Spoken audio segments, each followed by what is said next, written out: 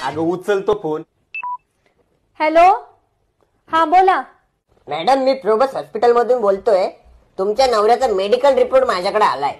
तर तुमच्या नवऱ्याला ना कॅन्सर आहे आणि तुमच्या नवऱ्याकडे आता काहीच दिवस शिल्लक आहे. तुमच्या नवऱ्यासोबत प्रेमाने वागा आणि सुखी आणि समाधानी राहा. आता माझ्याकडे थोडेच दिवस शिल्लक राहिले तर मी तुला खूप काही खोटं बोललोय. मला ते सगळं तुला आता खरं सांगायचंय. मी तुम्हाला सर्व गोष्टींसाठी माफ केलंय हो. नाही आरोही, पण मला तुला सगळं खरं सांगायचंय. तुला ती ऑफिस मधली पिंकी माहितीये ना, तिचं आणि माझं थोडं गुचुड मुचुड होतं ग. मी कड्यावर एकदा लहान पोरग घेऊन आलो होतो आणि तुला सांगितलं होतं की माझ्या मित्राचं पोरग आहे. ते माझं बाहेर तर लफड्याचं पोरग आहे.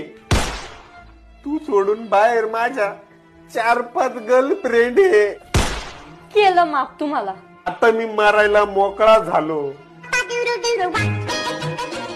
अहो, त्या हॉस्पिटल वाल्यांचाच फोन आहे. त्यांना काही माझ्या रोगाबद्दल सांगायचं असेल अजून. उचल उचल. हॅलो, आता थोड्या वेळ पहिले मी तुम्हाला फोन केला होता ना, त्याच्याबद्दल रिअली सॉरी हा. तो चुकून तुम्हाला लागला होता, तो दुसऱ्यांना लावायचा होता. ते रॉंग नंबर लागला माझ्याकडून. आणि तुमच्या नवऱ्याच्या तब्येतीला काहीच झालं नाही बरं का. ठेवतो फोन. तुमच्या